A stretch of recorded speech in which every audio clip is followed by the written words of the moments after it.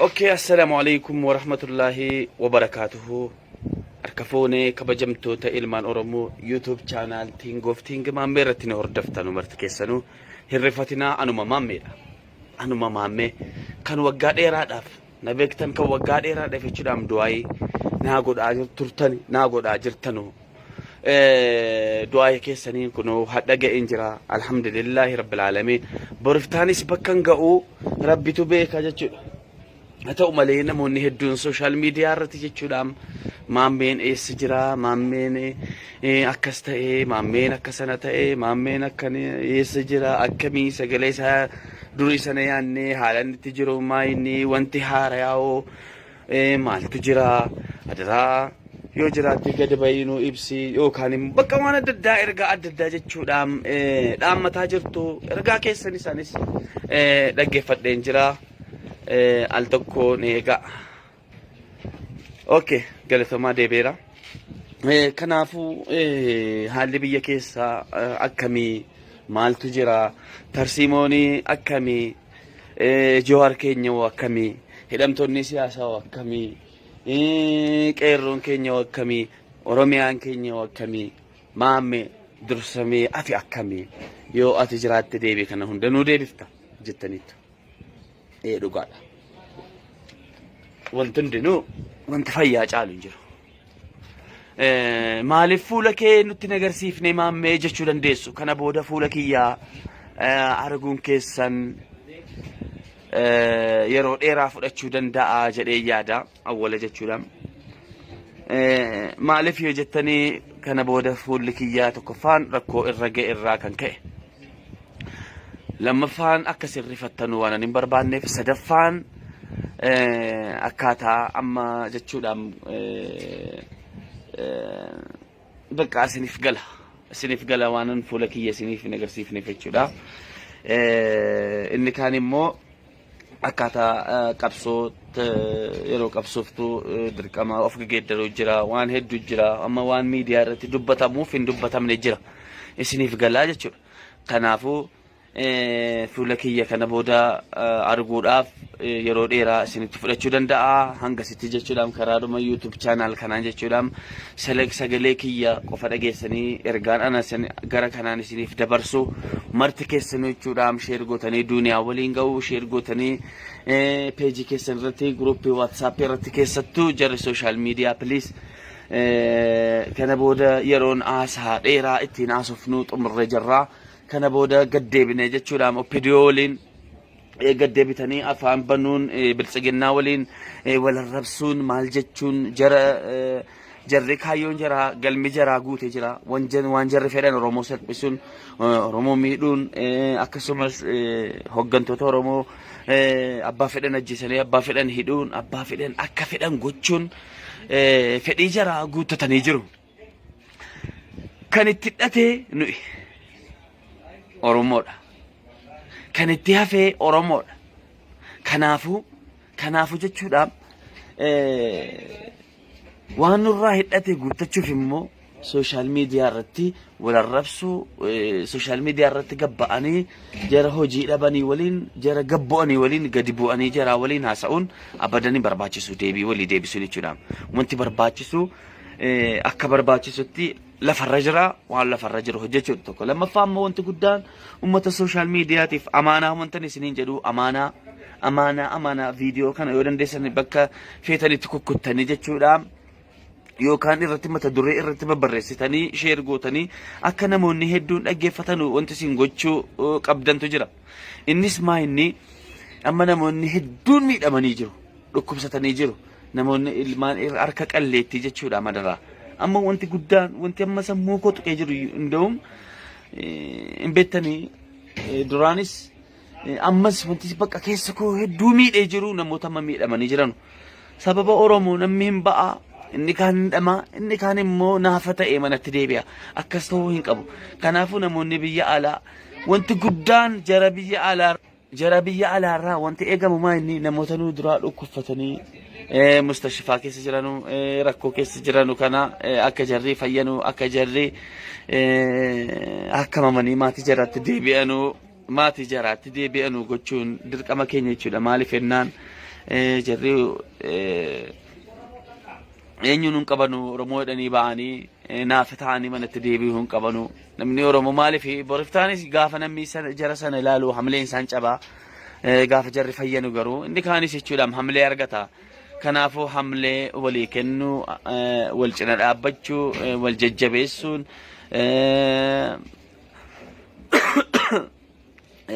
dirqama jechuudha. Gaafa namni sabaaf ba'u du'uunis ni jira. Isa du'eef rabbiin kan jannata haa godhu. Isa lubbuun jiraate jechuudhaan garuu dhukkubfate yaalii dhabee jechuudhaan harka qalleetti ta'e kun akkuma isin argaartanu viidiyoorra jechuudhaan nama dhukkubfate qofa sooshaal miidiyaa kanarratti jechuudhaan walii gadi oofuun waan tokko faayidaan qabu kan faayidaa qabu fayyifachuu dafanii jechuudha. Kanan isiniin jedhaa inni kaan immoo jechuudhaan namoonni naquunnamuu barbaadanii lakkoofsa koo duraanii qabdu gara waatsaappiitiin naquunnamuu hin qabdanii kana booda sagalee dheeraa isin erginaa barreeffama qofa gara yeroo seentanuu yaada keessan qofa du'aayiidhaan nan dagatinaa yoomiyyuu jechuudhaan kanan isiniin jedhaa waan lama qofa irratti jechuudhaan hadha wantan dhufee waa sadii irratti tokkoffaa fuula kiyya kana booda arguu akka hin dandeenye isin yoo dandeessanis yeroo dheeraa akka isin irraa fudhatu jechuudhaan garuu sagalee koo hin beektani bakka sagaleen koo kun isa dhugumaati. Kanaafuu namoota gammachiisaa alhamdulillah jedhaa suyyudii rabbiif bu'aa maammeen keenya argameera maammeen keenya kunoo sagalee isaa dhageenya jirra annagaadha jedheera alhamdulillah jedhaati suyyudii rakaa lama bu'aa akkasumas immoo yaa'u du'a obboleessa keenya Hacaaluudha kan ka'e akka gaafa sana akka boromtu isaatti rakkoon narra ga'ee jira. Rakkoon immoo narra ga'e sanas alhamdulillah gara fuulduraaf bareecheen isiniif ibsaa wantichi waan dheeraa waan ta'eef bultii sadiif booji'ameen ture bultii sadiif haalan itti dabarse waanan keessa dabarse eenyu akkana booji'ee ragaadhaan qabatamaan akkan itti dabarse waa hundayyuu jechuudhaan ragaadhaan jechuudhaan isiniifan ibsaa bareecheen jechuudhaan haa ta'u malee waan hedduun garaa nama nyaatu waan hedduu garaa waan nama gaddisiisu jira maaliif amma waa'ee koo yakkan isiniif hin ibsineef kan sababa Oromoof ba'ee jechuudhaan kunoo mana kan du'e jira isa kaan immoo ammas immoo sababa Oromoo mana hidhaatti kan dararamaa jiru jira kan mana hidhaa hin malleef kan jannanni malee hidhaan irraan bareen kan gammachuu malee jechuudhaan kan tasa gaddeerraa hin bareen kan yoo rabbiin jechuudhaan jazaasaa kaffalee fixuu ta'e malee aalama duniyaan kun jechuudhaan banii aadam kun kan jazaasaa kaffallee hin fixne namoota akkasiitii maandeelloonni keenya mana hidhaa jiru hawaayii kiyyaa rakkoo kiyyaa yoo ni madhee anaaf salphatee natti mul'ate jechuudha. Akkasumas madaallii kaasuu dide jechuun waan madaallii sii kaasu jira. Isa kamtu caala waan dabarfattu danuu jira isa kamtu caala jettee madaallii irra keessa kaatete innati ergaa dabarsitu jechuudha. Kanaafuu madaalliin koo kan waa'ee koo haasa'uuf madaallii hin qabu mooraalis hin qabu kanaafani. Amma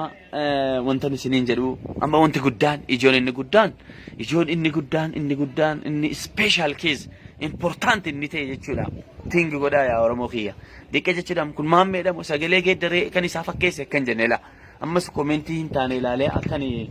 gaddee gara fuulduraatti ba'ee akkana nyaachifne anas. Kanaafuu jechuun dallanee jechuudha miira keessa galee hin beektan akkanaaru. Ting of ting isan jedhu yaadadhaa. Kunumtuu isin gaa'e jechuudha. Ting of ting maammee. Isinii galee isa jedhu yaadadhaa.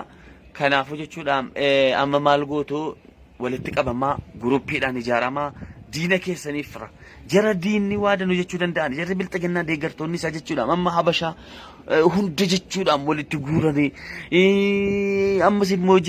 kan bilxaginnaa deeggaran jechuudha jarri maallaqaan sooshaal miidiyaa irratti bobbaafamanii maal jalqabanii beektu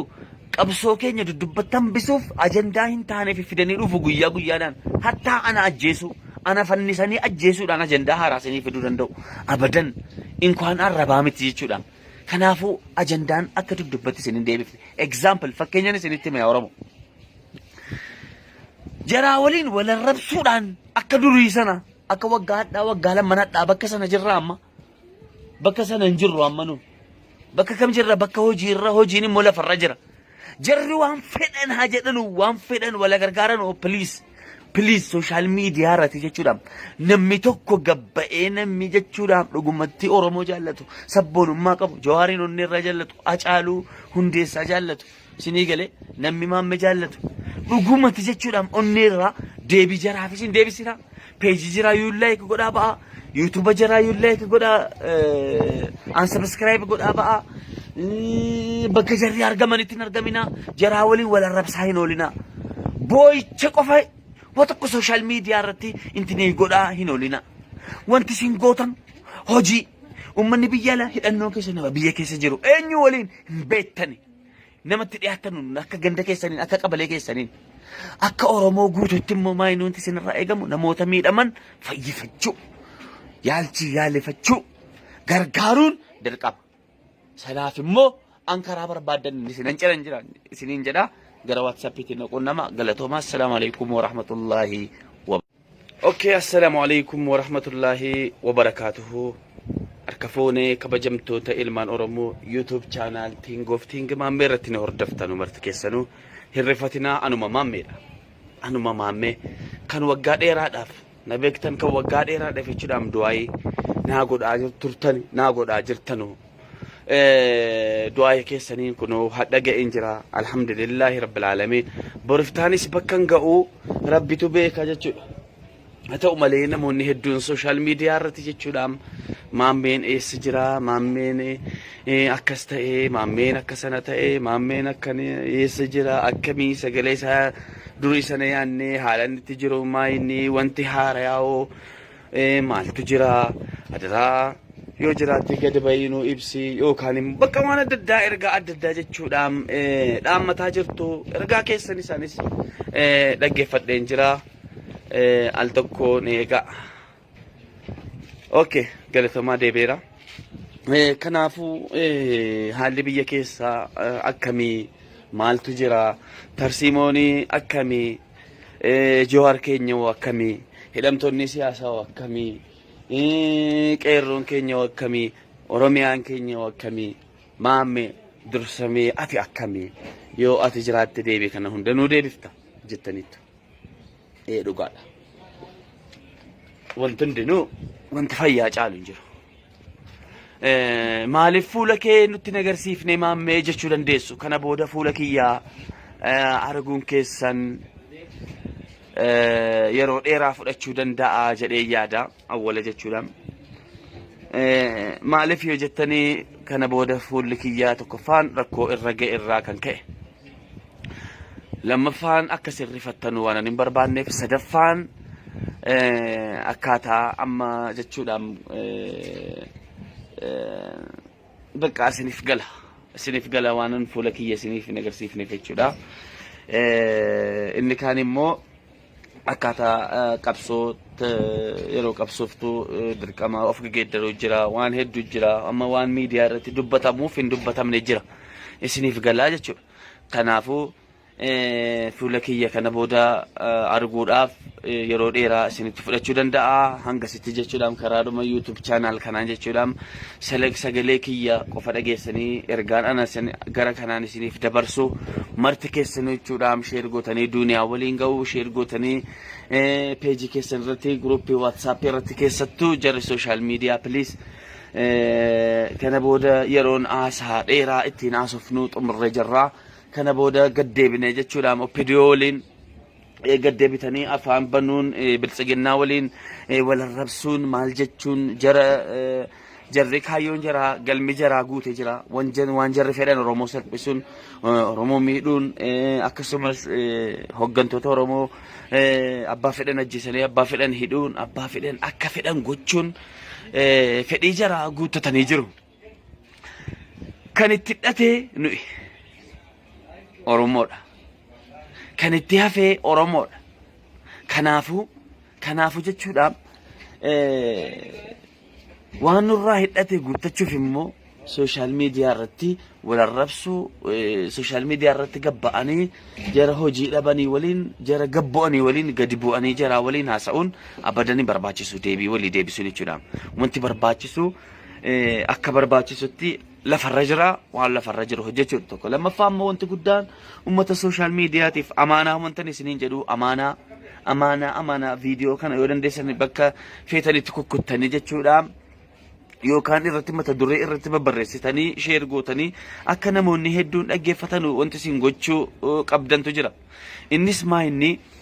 amma namoonni hedduun miidhamanii jiru dhukkubsatanii jiru namoonni ilmaan harka qalleetti jechuudha madaraa amma wanti guddaan wanti amma sammuu koo tuqee jiru inda'um hin beektanii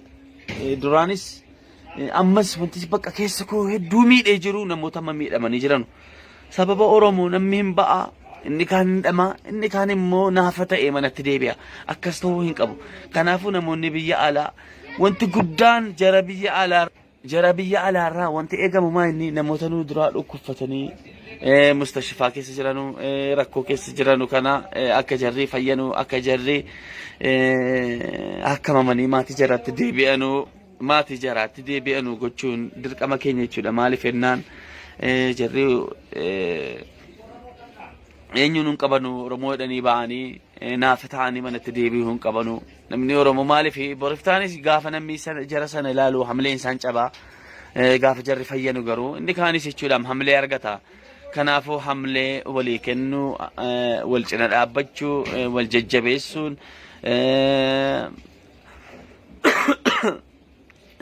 dirqama jechuudha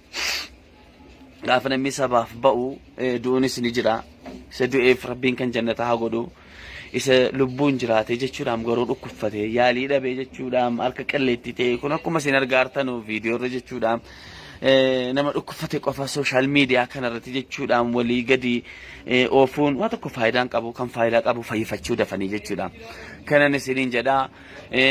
inni kaan immoo jechuudhaan namoonni naquunnamuu barbaadan lakkoofsa koo duraanii qabdu gara WhatsAppiitiin naquunnamuu hin qabdanii kana booda sagalee dheeraa isin erginaa barreeffama qofa gara yeroo seentanuu yaada keessan qofa du'aayiidhaan nan dagatinaa yoomiyyuu jechuudhaan kanan isiniin jedhaa waan lama qofarratti jechuudhaan hadha wantan dhufee waa sadii irratti tokkoffaa fuula kiyya kana booda arguu akka hin dandeenye isin yoo dandeessanis yeroo dheeraa akka isin irraa fudhatu jechuudhaan garuu sagalee koo hin beektani bakka sagaleen koo kun isa dhugumaati kanaafuu namoota gammachiisaa alhamdulillah jedhaa suyyudii rabbiif bu'aa maammeen keenya argameera maammeen keenya kunoo sagalee isaa dhageenya jirra annagaadha jedheera alhamdulillah jedhaati suyyudii rakkaa lama bu'aa akkasumas immoo yaa'u du'a obboleessa keenya Hacaaluudha kan ka'e akka gaafa sana akka boromtu isaatti rakkoon narra ga'ee jira rakkoon immoo narra ga'e sanas alhamdulillah gara fuulduraaf bareecheen isiniif ibsaa wantichi waan dheeraa waan ta'eef bultii sadiif booji'ameen ture bultii sadiif haalan itti dabarse waanan keessa dabarse eenyu akkana booji'ee ragaadhaan qabatamaan akkan itti dabarse waa hundayyuu jechuudhaan ragaadhaan jechuudhaan isiniifan ibsaa bareecheen jechuudhaan haa ta'u malee waan hedduun garaa nama nyaatu waan hedduu garaa waan nama gaddisiisu jira maaliif amma waa'ee koo akkan isiniif hin ibsineef kan sababa Oromoof ba'ee jechuudhaan kunoo mana kan du'ee jira isa kaan immoo ammas immoo sababa Oromoo mana hidhaatti kan dararamaa jiru jira kan mana hidhaa hin malleef kan jannanni malee hidhaan irraan bareen kan gammachuu malee jechuudhaan kan tasa gaddee irraa hin bareen kan yoo rabbiin jechuudhaan jazaasaa kaffalee fixuu ta'e malee aalama duniyaan kun jechuudhaan banii aadam kun kan jazaasaa kaffallee hin fixne namoota akkasiitii maandeelloonni keenya mana hidhaa jiru hawaayii kiyyaa rakkoo kiyyaa yoo ni madhee anaaf salphatee natti mul'ate jechuudha akkasumas madaallii kaasuu dide jechuun waan madaallii sii kaasu jira isa kamtu caala waan dabarfattu danuu jira isa kamtu caala jettee madaallii irra keessa kaatete innati ergaa dabarsitu jechuudha kanaafuu madaalliin koo kan waa'ee koo haasa'uuf madaallii hin qabu mooraalis hin qabu kanaafani amma wantan isiniin jedhu amma wanti guddaan ijoon inni guddaan inni special case important inni ta'e jechuudha tingi godhaa yaa Oromoo kiyya diqqa jechuudhaan kun maammeedhamu sagalee geeddaree kan isaa fakkeesse akkan jennela ammas komentii hin taane ilaalee akkan gaddee gara fuulduraatti ba'ee akkana nyaachifne anas kanaafuu jechuun dallanee jechuudha miira keessa galee hin beektan akkanaaru tingoof tingisan jedhu yaadadhaa kunumtuu isin gaa'e jechuudha tingoof tingi mammee isinii galee isa jedhu yaadadhaa kanaafuu jechuudha amma maal gootu walitti qabamaa guruuppiidhaan ijaaramaa diina keessaniif fira jara diinni waadanu jechuu danda'an jarri bilxaginnaa deeggartoonni isaa jechuudha amma habashaa hunda jechuudhaan walitti guuranii ammas immoo kan bilxaginnaa deeggaran jechuudha jarri maallaqaan sooshaal miidiyaa irratti bobbaafamanii amma maal jalqabanii beektu qabsoo keenya duddubbatti bisuuf ajandaa hin taaneef fidanii dhufu guyyaa guyyaadhaan hattaa ana ajjeesu ana fannisanii ajjeesuudhaan ajandaa haaraasanii fiduu danda'u abadan inkwaan arrabaa miti jechuudha kanaafuu ajandaan akka duddubbatti isin deebifne example fakkeenyaan isinitti mee Oromoo jaraa waliin wal arrabsuudhaan akka durii sana akka waggaa lammanadhaa bakka sana jirra amma bakka sana hin jirru amma nu bakka kam jirra bakka hojiirra hojiin immoo lafarra jira jarri waan fedhan haa jedhanu waan fedhan wala gargaaran please social media irratti jechuudha namni tokko gabba'ee namni jechuudha dhugumatti Oromoo jaallatu sabboonummaa qabu Jawaariin onni irra jaallatu Acaaluu Hundeessaa jaallatu isinii galee namni Maamme jaallatu dhugumatti jechuudha onni irra deebii jaraaf isin deebisina peejii jira you like godhaa ba'a YouTube jira you like godhaa unsubscribe godhaa ba'a bakka jarri argamanitti hin argamina jaraa waliin wal arrabsaa hin oolina boo'icha qofa Watakko social media irratti intini godhaa hin oolina wanti isin gootan hojii ummanni biyya ala hidhannoo keessa nama biyya keessa jiru eenyu waliin hin beektani namatti dhiyaatan akka ganda keessaniin akka qabalee keessaniin akka Oromoo guutuutti immoo maayinii wanti isin irraa eegamu namoota miidhaman fayyifachuu yaalifachuu gargaaruun dirqama salaaf immoo ankaraa barbaadan isin jedhan isiniin jedha gara WhatsApp itti naquun nama galatoomaa assalamu alaykum wa rahmatullahi